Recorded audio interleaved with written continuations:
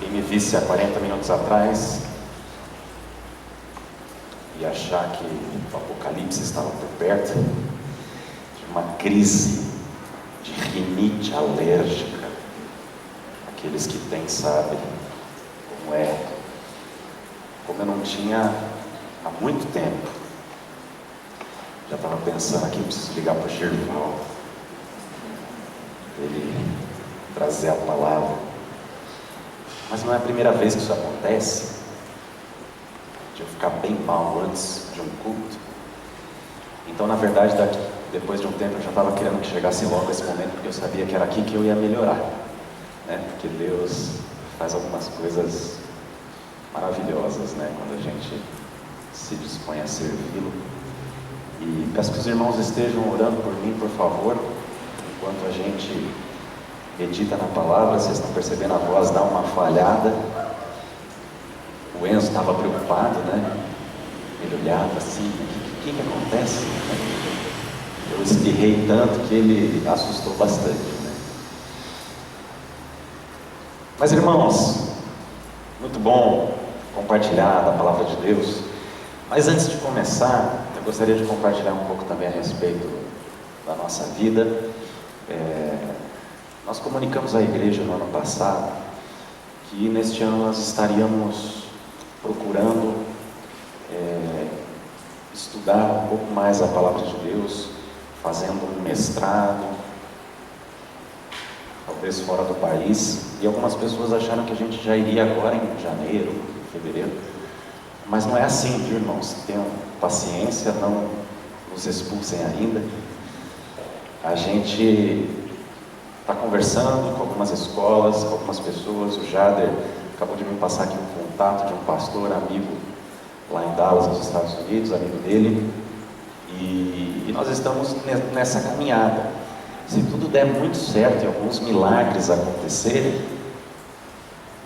em junho, julho, a gente talvez diga tchau para a igreja, tá? Mas tudo tem que dar muito certo, senão vocês vão ter que aguentar um pouquinho mais a gente, tá bom? Mas isso era só para esclarecer e para vocês não acharem que vocês não vão ver o Enzo fazendo um aninho, né? Vocês vão poder ver ele com mais dentinhos e a gente vai poder aproveitar um pouquinho mais. Eu vou convidar você para abrir sua Bíblia agora em Colossenses, no capítulo 2.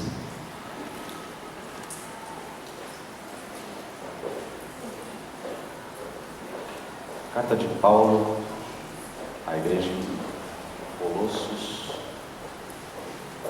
capítulo 2.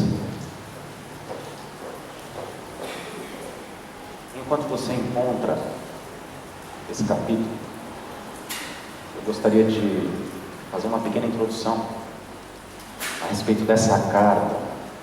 Essa carta de Paulo, do apóstolo Paulo, foi escrita por volta do ano 60 depois de Cristo, quando ele estava na prisão, ainda num momento em que ele tinha acesso a outras pessoas. Foi a primeira prisão do apóstolo Paulo, provavelmente o ano 60, 61, ele estava em Roma, e ele escreve essa carta porque ele recebeu notícias de que algumas heresias estavam adentrando essa igreja, alguns ensinos falsos, alguns falsos mestres estavam entrando nessa igreja e semeando na mente e no coração dos discípulos muitas dúvidas. Então ele escreve essa carta para essa igreja. Essa igreja fica perto da igreja, perto relativamente, da igreja de Éfeso.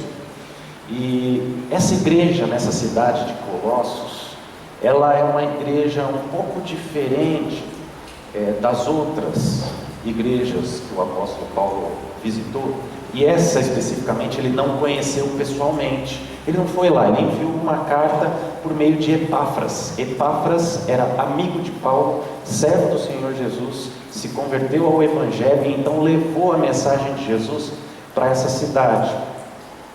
Ali Paulo não tinha nenhum contato muito próximo com a igreja como um todo, mas ele tinha algumas pessoas conhecidas e ele se refere a elas nessa carta. O que me chama a atenção, e eu quero pedir muito da sua atenção nessa noite, é porque as heresias que estavam entrando nessa igreja ainda estão presentes nos nossos dias. São heresias modificadas, claro, eu não posso dizer que é exatamente a mesma coisa, mas os princípios e os ensinos que nós temos nessa carta para nós hoje são muito especiais e podem com certeza te ajudar a se livrar de uma vida de escravidão. Uma vida de escravidão não só por meio de mandingas, religiosidade falsa, e outras coisas que não são Jesus, que não a pessoa de Jesus, que querem chamar a tua atenção. Existem muitas coisas que querem chamar a tua atenção, existem muitos líderes que querem chamar a tua atenção, e eles vão te oferecer diversas coisas, diversos caminhos para que você possa chegar até Deus, e você vai perceber muito bem que esses caminhos, essas estratégias não passam muitas vezes de uma falácia, de um engano de Satanás na nossa vida, e nós só precisamos da pessoa de Jesus Cristo para chegar até o nosso Pai. No capítulo 2, nós vamos ver alguns assuntos específicos, e eu quero que você monte um esqueminha na sua cabeça e divida a carta da seguinte maneira: os versículos de 1 a 5, você vai ver junto comigo a preocupação do apóstolo Paulo. Ele vai mostrar claramente por que ele está preocupado com essa igreja. Dos versículos 6 ao 7, nós vamos ver uma exortação, nós vamos ver a essência do capítulo. Então, nos versículos 6 e 7, você vai entender junto comigo qual era o propósito de Paulo ao escrever essa carta toda. Nos versículos 8 até 15, nós vamos ver o apóstolo Paulo falando da verdadeira doutrina de Jesus, o verdadeiro ensino sobre a pessoa de Jesus, aquilo que Jesus é e o que isso implica na nossa vida. E por fim, dos versículos 16 ao 23, nós vamos ver Paulo falando um pouco sobre essas falsas doutrinas que eu mencionei para vocês, que estavam ali na igreja em Colosso, tá bom? Então, peço desculpa aos irmãos aqui, eu vou ficar com meu lencinho aqui o tempo inteiro, tá bom? Vamos olhar então para o versículo 1, e antes disso, orar ao Senhor e pedir que Ele nos conceda a sua sabedoria. Pai bendito, nós queremos nessa noite te agradecer, porque a tua bondade, a tua graça, a tua misericórdia nos alcança e nos leva para mais perto de ti. Obrigado, Senhor, pela pessoa do Senhor Jesus, que nos trouxe até aqui nessa noite, que nos ajudou até aqui na nossa caminhada, e que sabemos é a pessoa que está mais disposta a trabalhar em nosso favor. Nós te agradecemos, Pai, por tudo que o Senhor fala na tua palavra, e pedimos que o teu Espírito fale com muita liberdade nas nossas mentes e corações nessa noite. Nós pedimos essas coisas por causa do Senhor Jesus, por causa da obra do Senhor Jesus, e por causa do amor que Ele demonstrou na cruz por cada um de nós. É no teu nome, Senhor, que nós oramos. Amém. Capítulo 2, versículo 1, diz o seguinte: quero que vocês saibam o quanto estou lutando por vocês, pelos que estão em Laodiceia e por todos os que ainda não me conhecem pessoalmente. Esforço-me para que eles sejam fortalecidos em seu coração, estejam unidos em amor e alcancem toda a riqueza do pleno entendimento, a fim de conhecerem plenamente o mistério de Deus, a saber, Cristo. Nele estão escondidos todos os tesouros da sabedoria e do conhecimento. Eu lhes digo isso para que ninguém os engane com argumentos que só parecem convincentes, porque embora esteja fisicamente longe de vocês, em espírito estou presente e me alegro em ver como estão vivendo em ordem e como está firme a fé que vocês têm em Cristo. Eu quero que você perceba nessa introdução o desejo do apóstolo Paulo sendo mencionado de forma tão clara. Ele deseja que esses irmãos sejam fortalecidos no coração, ou seja, nas suas emoções. Paulo deseja que esses irmãos estejam felizes com a comunhão, e ele diz: estejam unidos em amor e alcancem toda a riqueza do pleno entendimento da obra e da pessoa do Senhor Jesus. Esse esforço do apóstolo, ele fala: eu me esforço, eu me desgasto, porque eu entendo que se você estiver plenamente consciente de quem é o maior segredo, quem é o maior personagem da história, isso por si só vai resolver uma série de problemas que existem entre vocês. Aqui nós já vamos começar a perceber quais são as espécies de heresias que estavam lá dentro da igreja. Uma delas era a ideia de que você poderia, através de religiões misteriosas, chegar até Cristo, através de práticas religiosas, daqueles que diziam: é necessário jejuar tantos dias, e durante tantos dias não comer tal tipo de carne, e durante tantos dias fazer esse esforço, e durante tantos dias fazer isso e aquilo, e então você terá acesso à pessoa do Senhor Deus de uma forma que você nunca teve antes. Existia esse tipo de religião naquela época, dando receitinha que excluía a pessoa de Jesus para que você pudesse chegar até Deus. Paulo fala: é um desejo que vocês estejam unidos em amor. O propósito deles é que eles conheçam plenamente o mistério de Deus. E aqui Paulo está falando: olha, vocês ficam falando de mistérios, de coisas diferentes, de coisas que vocês estão achando ali que está escondido, e que, fuçando bem, você pode chegar até a pessoa de Deus, mas vocês estão esquecendo que o mistério de Deus, o verdadeiro mistério de Deus é Cristo. É nele que está escondido todo o tesouro da sabedoria e do conhecimento de Deus. Você não pode ficar achando que tem numa igreja específica, numa religião específica, algo maior do que a pessoa de Cristo. Quando você esperar aqui, passe o nosso amigo, que Deus abençoe os que estão precisando deles. Não sejam enganados, o apóstolo Paulo quer dizer.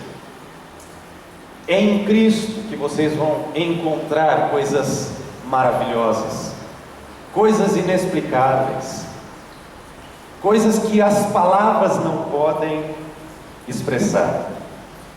E eu falo isso para que ninguém venha com argumentos convincentes e enganem vocês.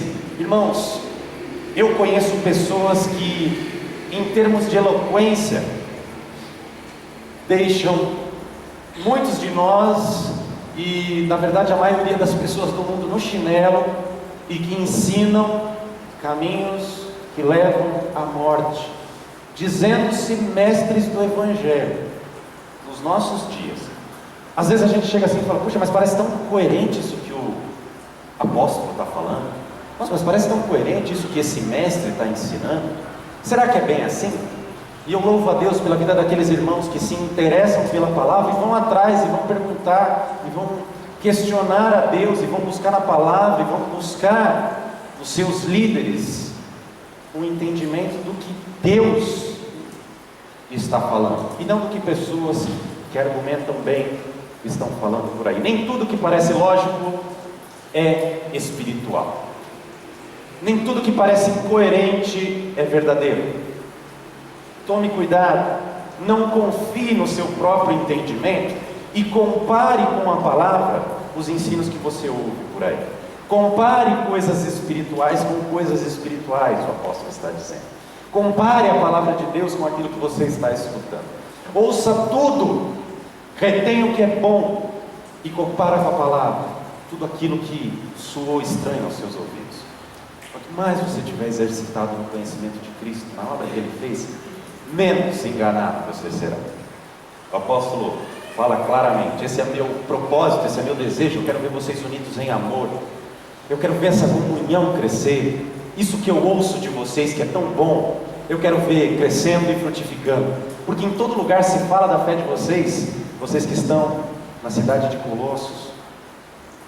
E aí ele resume a sua exortação nos versículos 6 e 7.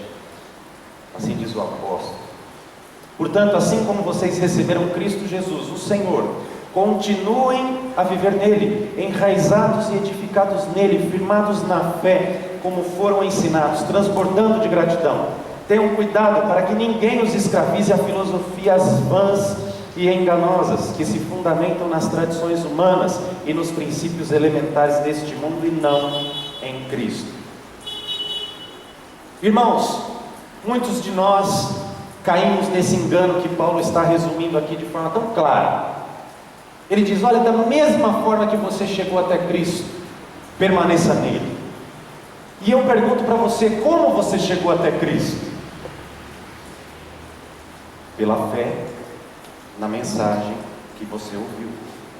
Um dia você creu, e isso foi suficiente, caso você tenha crido, isso foi suficiente para Deus te tirar do império das trevas e te transportar para o reino do Filho do seu amor. Isso foi suficiente, a fé que você colocou naquelas palavras que alguém disse para você.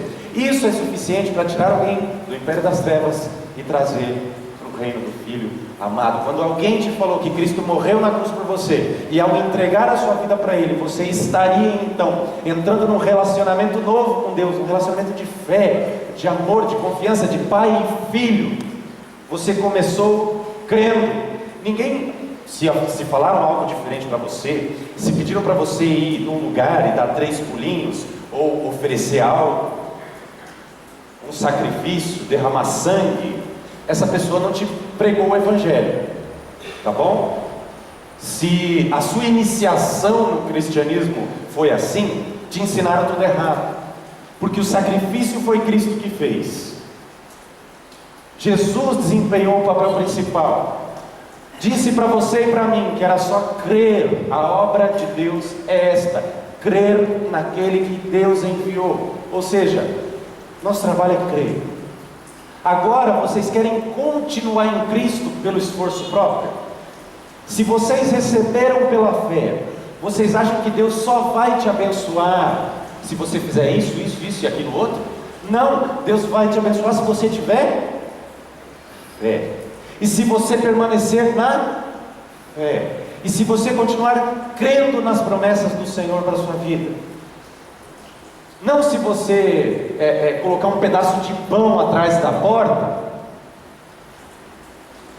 e depois pegar esse pão e levar na sessão da limpeza espiritual e pedir para ele ser queimado na fogueira santa. Eu estou falando algo que acontece nas igrejas brasileiras.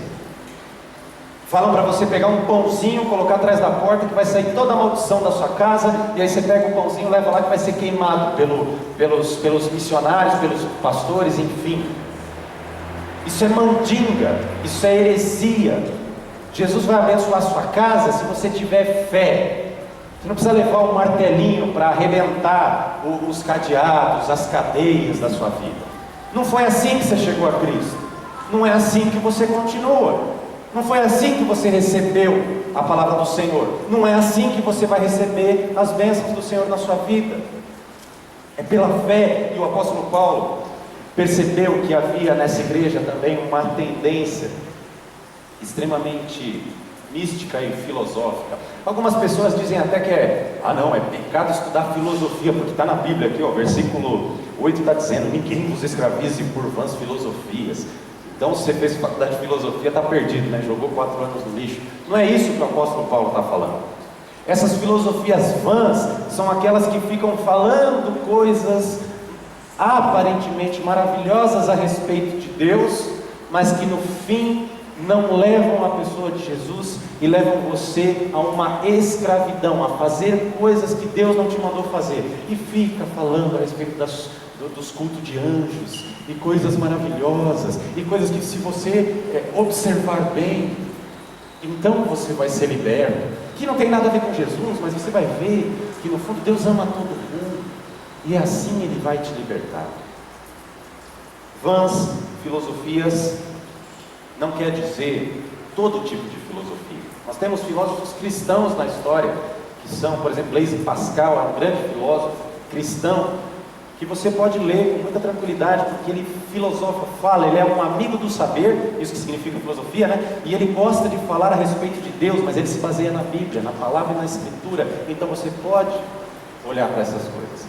As vãs filosofias são aquelas que começam a colocar respostas em outras pessoas, soluções espirituais em outras coisas. Então, para você ter solução nessa área espiritual específica da sua vida, é só fazendo esse tipo de obra. E aí a pessoa começa a pintar aquilo de uma forma tão bonita que começa a te enganar. E aí você começa a se afastar de Jesus, da palavra de Jesus, e isso começa a te afastar do Deus gracioso que te alcançou.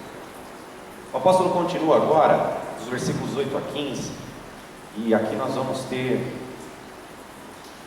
os detalhes sobre a doutrina de Cristo. Eu vou já ler o verso 9 em diante. Diz assim: pois em Cristo habita corporalmente toda a plenitude da divindade, e por estarem nele, que é o cabeça de todo poder e autoridade, vocês receberam a plenitude.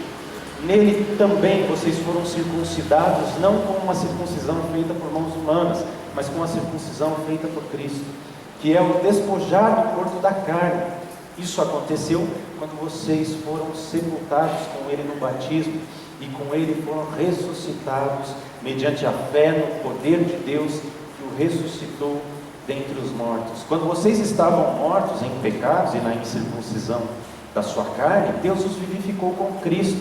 Ele nos perdoou todas as transgressões e cancelou a escrita de dívida que consistia em ordenanças e que nos era contrária. Ele a removeu, pregando-a na cruz, e tendo despojado os poderes e as autoridades, fez deles um espetáculo público, triunfando sobre eles na cruz.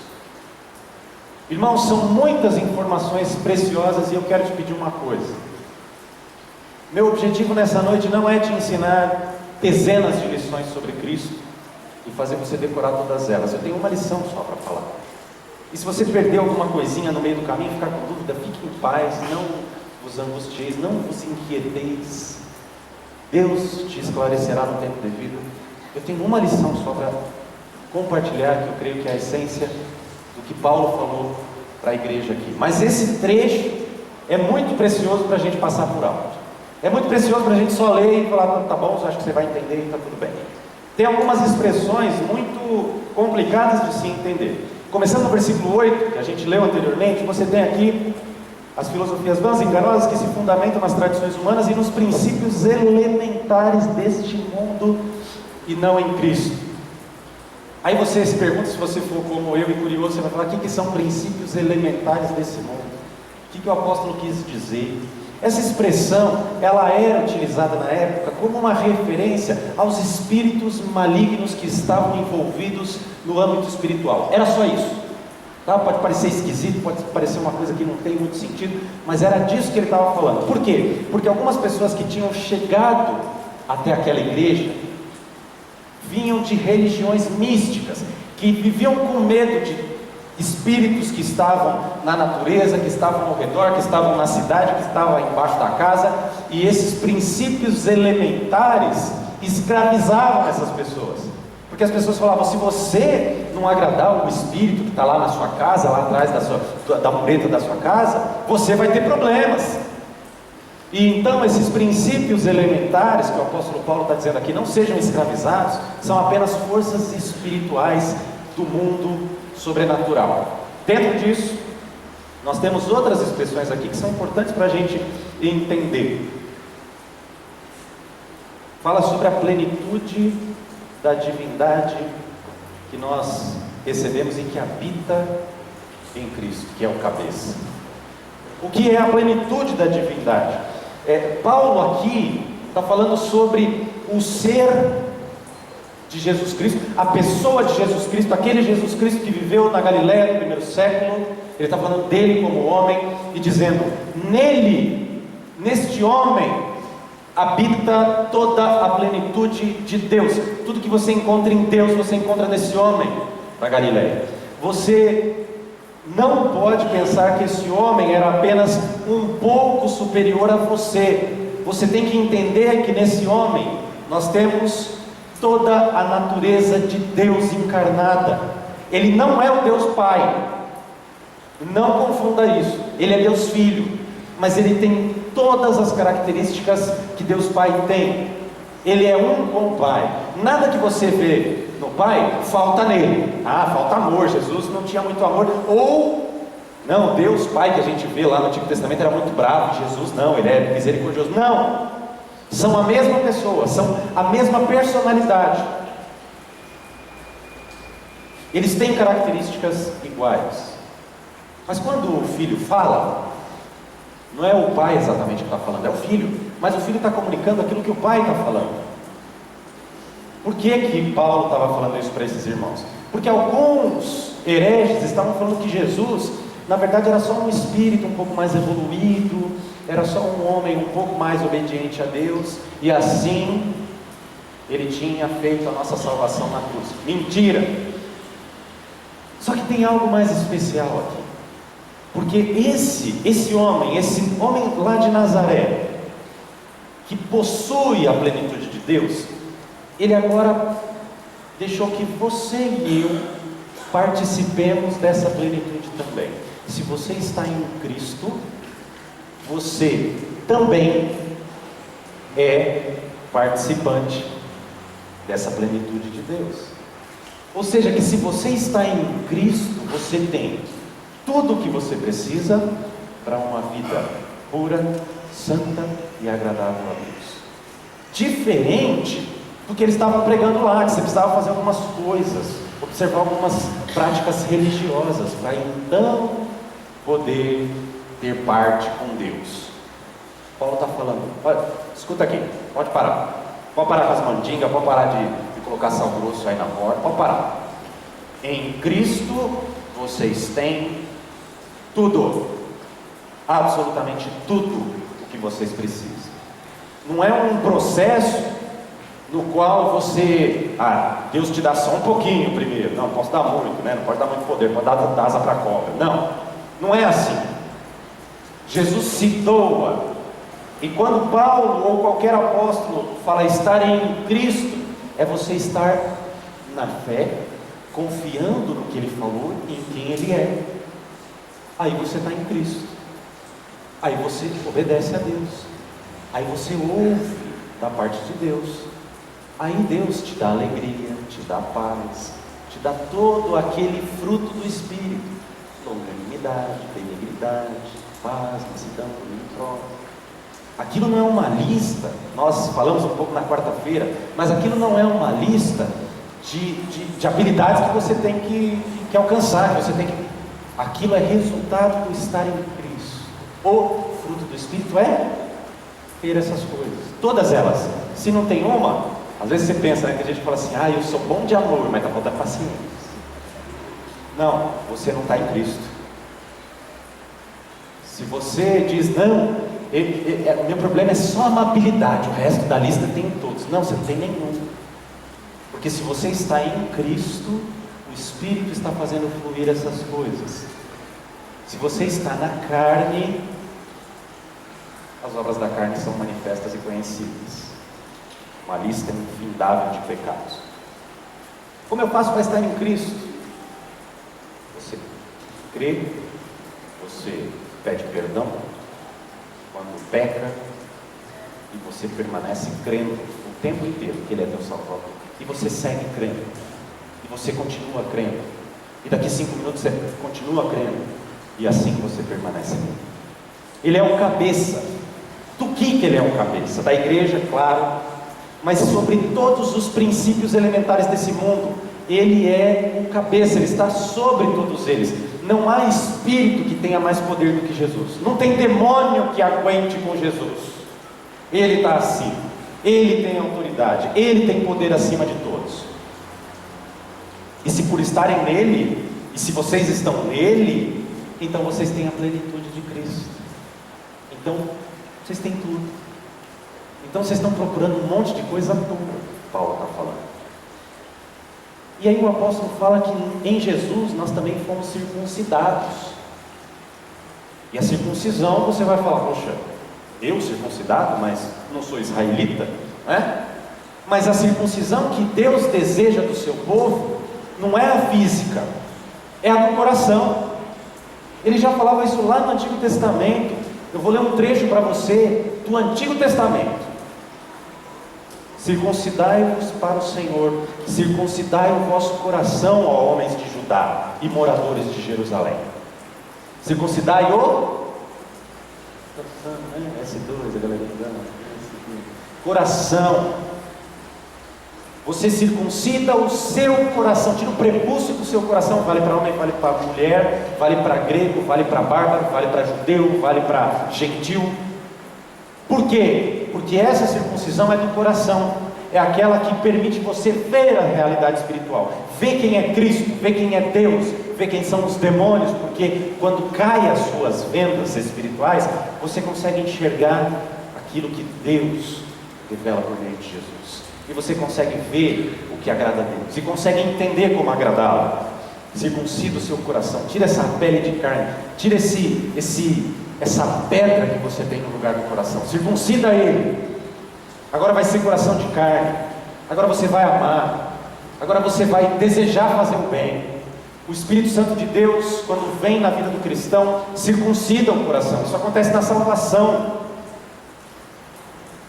Se para você viver e agradar a Deus é praticamente impossível, você não consegue. Se você vem na igreja no domingo, na segunda você está bem, na terça você está meio capengando, na quarta você já trupicou e na quinta você nem quer mais falar de Deus, tem algo errado na sua vida, e talvez o seu coração não tenha sido circuncidado pelo Espírito Santo. Mas se o desejo de agradar a Deus está ali constantemente, às vezes você erra, às vezes você acerta, mas o desejo está lá, e você pede perdão e fala: Senhor, eu quero continuar, quero perseverar, quero fazer o bem, não aguento, não quero viver no pecado. Então você nasceu de novo, fica tranquilo. Se o seu coração foi circuncidado. Aqui o batismo, ele fala: vocês morreram, foram sepultados e ressuscitaram com Cristo. O batismo do Espírito fala sobre morrer para o velho homem e viver para Deus. E fala também, no 14, que Jesus cancelou a escrita de dívida, que consistia em ordenanças e que nos era contrária. Qual era o escrito de dívida que estava contra você e contra mim? Nesse texto, o que o apóstolo está dizendo é o seguinte: olha, vocês lembram que tem uma lei, não lembram? Existe uma lei, que é uma escrita que mostra claramente que vocês têm um dever, mas tem também um livro que fala sobre as suas obras, que está na mão de Deus, selado, que só o Cordeiro pode abrir, só Jesus vai abrir esse livro. Fala desse livro também, que tem anotado todos os dias da sua vida e da minha, que se abrir na frente dos outros a gente não sabe, né? Quer morrer, porque meu Deus, vão saber de tudo que eu fiz. Esse escrito de dívida envolve essa ideia de que existe uma lei, mas que existe algo que está escrito, que é o que você fez. E ele cancelou esse escrito de dívida. Jesus chegou lá embaixo, no seu arquivo de pecados, e lá embaixo onde estava assinado o seu e o meu nome lá, ele pegou e com seus próprios sangue escreveu Jesus, e falou: agora você não tem mais dívida, essa dívida é minha. E ele pegou isso e cravou na cruz, quando ele morreu. E ali ele humilhou todo o principado e potestade. Ali ele humilhou Satanás e tirou dele o poder. Porque quando a sua dívida foi pregada ali, ninguém mais pode te acusar. Nenhum princípio elementar desse mundo, nenhum demônio pode te acusar na presença do Senhor. E com isso, Jesus remove o espírito de dívida que é contrário, prega na cruz e despoja os poderes e autoridades. Como é que ele despoja? Qual é o poder que Satanás tem nesse mundo? O único poder que Satanás tem para fazer algo nesse mundo é o coração pecaminoso do homem. É só isso que ele tem para usar. A matéria-prima de Satanás é coração pecador. Daí ele usa e faz a festa. Daí vem Jesus e arranca da presença de Deus aquele escrito de dívida que era contrário a você. Prega na cruz. E agora ele ainda manda o Espírito Santo dele para selar você, para habitar dentro de você e para te dar um desejo de obedecer às leis de Cristo. Pode acusar, pode falar, porque se Cristo me justificou, quem vai me acusar? Quem é você, demônio, para me acusar? A imagem que o apóstolo Paulo traz aqui, ela é muito bonita. Quando ele fala no verso 15 que Jesus despojou os poderes e as autoridades e fez deles um espetáculo público, triunfando sobre eles na cruz. Essa ideia aqui, irmãos, está muito ligada no Império Romano, ou nos impérios anteriores também, ao momento em que o rei conquistava um povo, e ao conquistar esse povo, ele despojava o exército, ele arrancava toda a armadura, arrancava todas as armas daquele exército, pegava aqueles soldados bravos e vigorosos que açoitaram tantas pessoas, mataram tantos e aterrorizaram nações, e esse rei vencedor pegava esse exército derrotado, arrancava toda a roupa, colocava eles para andar na cidade e ia triunfando sobre eles atrás com o seu próprio exército, mostrando para todos que ele era o vencedor. Foi isso que Jesus fez com o império das trevas, quando ele triunfou sobre ele na cruz. Aquele momento dentro do mundo espiritual foi semelhante a isso. Um triunfo no qual Cristo é o vencedor, e no qual agora esse império das trevas, que tinha tanto poder antes de Cristo, não tem mais. Eu arranquei as armas deles. Sabe o que eu arranquei deles? O pecado do meu povo. Agora eles são perdoados. Agora vocês não têm mais o que ficar jogando na cara deles. Agora o meu Espírito vai habitar neles. Pode ir na frente aí, cambada de perdedor, porque aqui quem está falando é Cristo, o vencedor, e ele vem atrás com o seu exército, e o seu exército é formado por pessoas como você e como eu, que foram redimidas, perdoadas no sangue do Cordeiro. Se você não foi perdoado ainda, você não faz parte desse exército que vai triunfar. Se você não fizer parte desse exército, você vai estar do lado dos derrotados. E Paulo deixa aqui muito claro o quanto Cristo é maravilhoso, o quanto Cristo está muito acima de todo poder e autoridade, o quanto Jesus é o desejado das nações, o quanto Jesus, com a sua obra, fez muito mais do que você poderia imaginar. E muitas vezes nós, cristãos, andamos como derrotados, porque nós nos esquecemos dessas verdades. A imagem de Cristo aqui é daquele que está muito acima de todo nome e poder que você já viu ou venha a ver em qualquer momento da história. Nunca houve homem com tanto poder. Nunca ninguém desfrutou de tanta autoridade. Nunca ninguém vai poder dizer que obteve tal vitória. A vitória que Cristo teve sobre os pecados. E com isso vocês têm tudo, Paulo está falando. Vocês não precisam se escravizar mais a essas coisas que perecem. Não toca nisso, não manuseia aquilo, e é isso que a gente vai ver agora. Versículos 16 a 23, nós vamos ver os pontos fundamentais dessas heresias. Olha só o que o povo estava fazendo e como eles estavam se deixando escravizar. Portanto, versículo 16: não permitam que ninguém os julgue pelo que vocês comem ou bebem, ou com relação a alguma festividade religiosa, ou à celebração das luas novas ou dos dias de sábado. Estas coisas são sombras do que haveria de vir. A realidade, porém, encontra-se em Cristo. Não permitam que ninguém que tenha prazer numa falsa humildade e na adoração de anjos os impeça de alcançar um prêmio.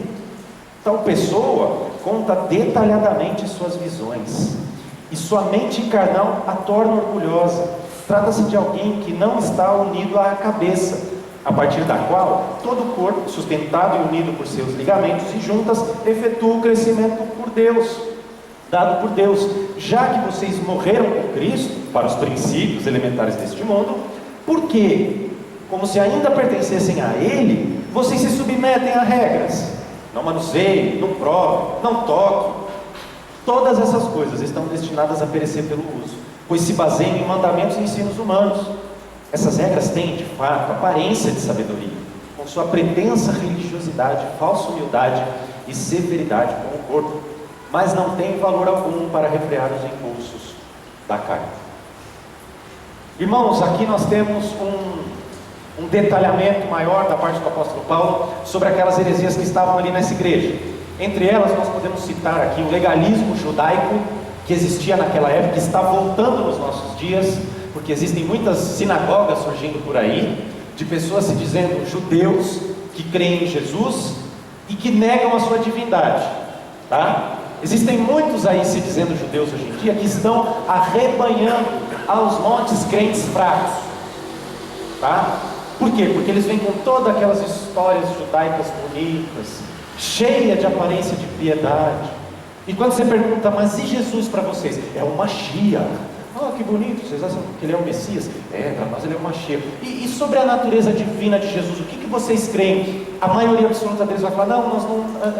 e vai desconversar e não vai falar nada.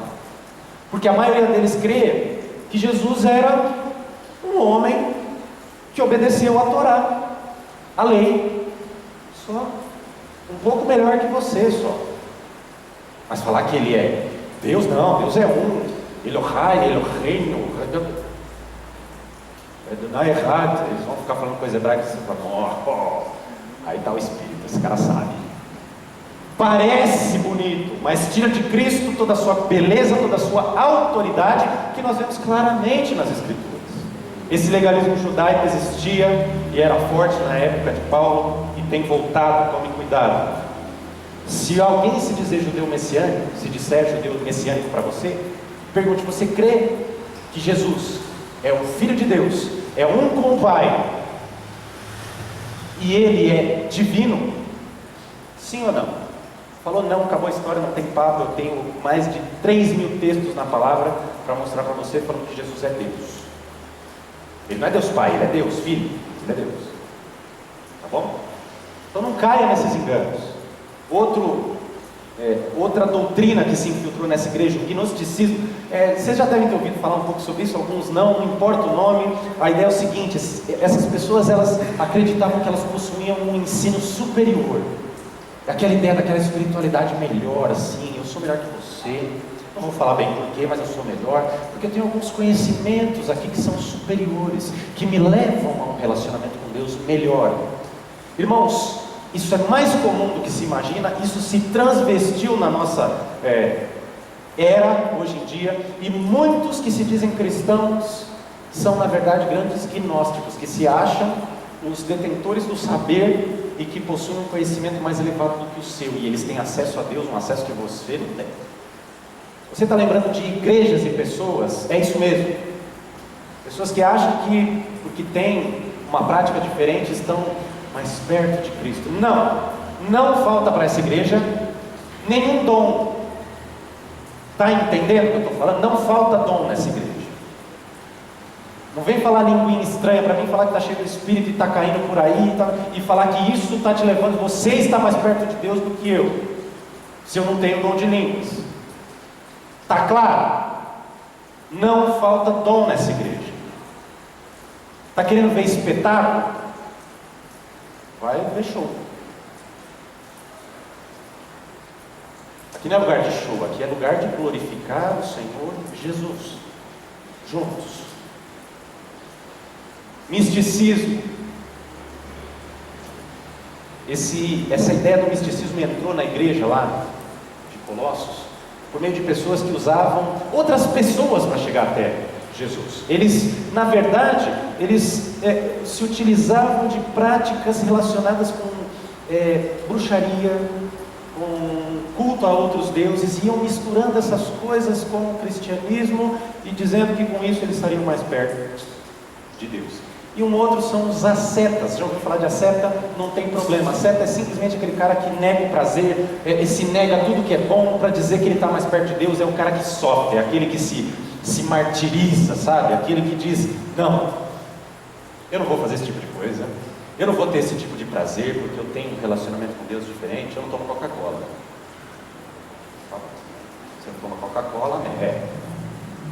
Eu também sou uma pessoa que não durmo em cama fofinha, eu durmo no chão, tá? Eu quero ficar mais perto de Deus. E essa prática foi muito comum no primeiro século da igreja. Isso deu origem depois aos ermitões que iam para os desertos e se negavam a toda espécie de prazer. São os ascetas, tá bom? Essa é a ideia do ascetismo. Agora, dentro desse trecho aqui, nós temos alguns detalhes interessantes. Ele fala sobre não deixar que ninguém te julgue pelo que você come ou bebe.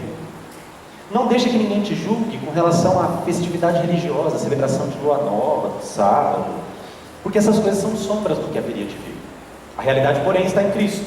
Ou seja, essas pessoas que eu falei para vocês, esses judeus messiânicos, eles observam o sábado, por exemplo. Eu não tenho nada contra quem observa o sábado e guarda o sábado para o Senhor. E eu não tenho nada contra quem observa o domingo para o Senhor, observa um dia para o Senhor. Mas o sábado do Antigo Testamento tem um ensino muito superior e que você só vai entender esse mistério na pessoa de Jesus. Você só vai entender o que o sábado significava através de Jesus. Eu não vou explicar agora, tá bom? Você vai ficar com essa pulga atrás da orelha, mas não é esse o principal ensino desse texto, tá? Mas em Cristo a gente entende essas coisas. Em Jesus você entende o significado das festividades. Ou seja, o Antigo Testamento ele é muito rico. São muitas as figuras, são muitos os símbolos. E se você for lá esquadrinhar e perceber e entender tudo que está falando sobre Jesus, você vai ficar com o queixo lá no chão. Você vai falar, meu Deus, é muito lindo isso. Porque o Antigo Testamento tem esse objetivo: trazer sombras do que haveria de acontecer no nosso Jesus. Por isso nele está escondido todo o tesouro da sabedoria e do conhecimento de Deus. Não precisa ficar com festinha, né? Vou morar na cabaninha agora. Não. Por quê? Porque a realidade dessas coisas está em Jesus. Jesus cumpre todas as coisas. Aqui ele fala o seguinte também, coisa que talvez você não entenderia, e eu também não, sem alguns estudos mais específicos. Ele fala sobre a adoração de anjos, no versículo 18, ou o culto dos anjos, em algumas versões, eu não sei qual é a sua. Existia dentro desses hereges aí, um grupo que dizia o seguinte: para você entrar numa jornada espiritual especial e ter um encontro com Deus tão maravilhoso, no qual você vai ver os anjos exaltando o Senhor, você vai ser trasladado para um culto dos anjos. Entendeu a expressão? É um culto em que os anjos estão cultuando ao Senhor e você está lá, no meio do culto. Aleluia, estou no meio dos anjos aqui. Tem anjo batendo aqui na minha cabeça. É um anjo, abençoe, Deus abençoe. Eles tinham essa ideia de que era possível chegar a esse patamar de espiritualidade e que para isso você só precisava fazer algumas coisas simples, tipo observar jejuns de dias. Você precisaria negar-se todos os prazeres, como aqueles ascetas faziam. Você tinha que ter toda uma preparação, com muitos dias, muitos detalhes, com muitas regras sendo observadas. Era uma devoção rigorosa que você tinha que ter. No lavar as mãos, tudo mais, e tudo aquilo ia te conduzindo para um dia que você ia chegar no culto dos anjos lá, viu? Talvez vai acontecer só em março lá, só em abril. Mas você vai chegar lá, porque você está no processo de chegar no culto dos anjos. Existia esse tipo de heresia naquela época, você acredita? Isso aí existe nos nossos dias também. E onde está Jesus nessa história? Jesus era o último a ser lembrado nessa história. E aí essas pessoas contavam detalhadamente as visões que elas tinham tido. Não, você não sabe o que eu vi, irmão. Eram 7 anjos. Um voava com umas asas, o outro cobria o rosto. O cara só leu Isaías, né? O irmão só leu Isaías e fica falando que não, foi maravilhoso, foi bênção. Sobe no monte lá com a gente para ver. É precioso. Irmãos, nada contra monte, nada contra jejum, nada contra você se negar a alguns prazeres. Mas todas essas coisas só são mandingas, porque a realidade está em Cristo, porque tudo o que você precisa, tudo que você precisa para a sua vida espiritual está em Cristo. Nele estão escondidos todos os tesouros da sabedoria e do conhecimento de Deus. Nele você vai entender a palavra como um todo. Nele talvez você vá ter visões mesmo, mas que levam você a glorificar a Cristo. Porque essas coisas aqui que Paulo está falando, depois tem a questão do não manusear, não toca aqui, não toca ali, né? Coisas principalmente das religiões judaicas e das religiões de mistério que existiam na época. Não, você não pode encostar aqui, porque aí o demônio tal vai chegar na sua vida e vai comer tudo. Não, você não pode comer esse tipo de comida aqui, porque isso aqui abre as portas para tal demônio. Essas pessoas estavam deixando de lado o Cristo incomparável das Escrituras. Eu gostaria de encerrar esse texto fazendo com que você se lembre de algumas ideias que estão por aí. Existe algo que eu chamo de pastolatria. Pessoas que acham que se você ouvir certos pastores, aí sim a coisa vai caminhar na sua vida com Jesus. Então, chegou o pastor fulano de tal, esse aí eu preciso largar tudo e ir no culto ouvir, porque esse aí é bênção. Esse aí vai revelar coisa, vai revelar mistério. Essa pastolatria vai levar você ao lugar nenhum. Cristo vai.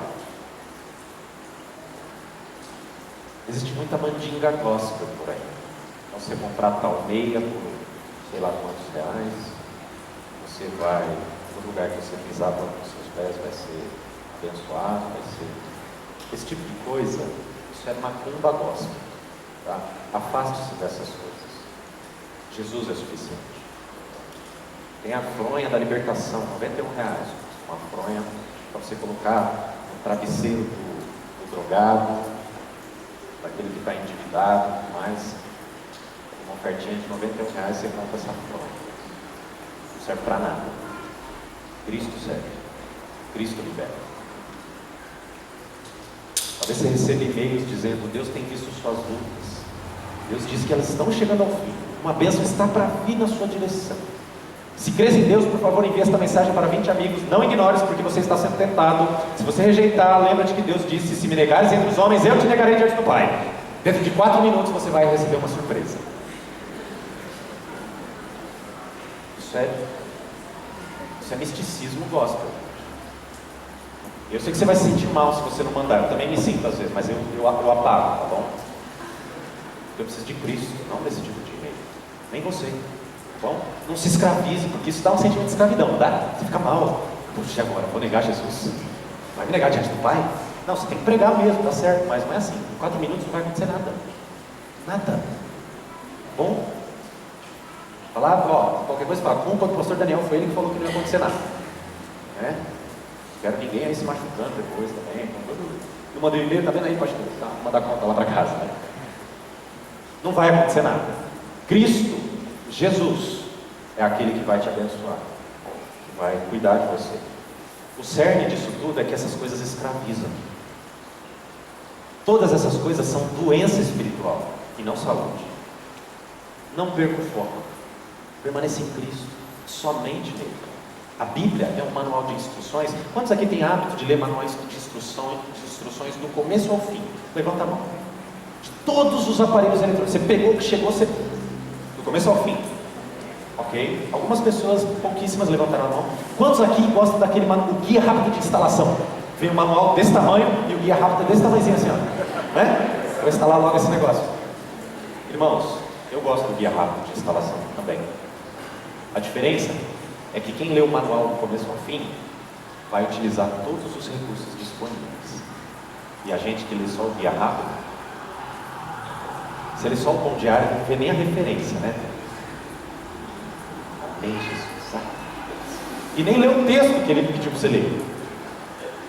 Não faz isso não, tá bom?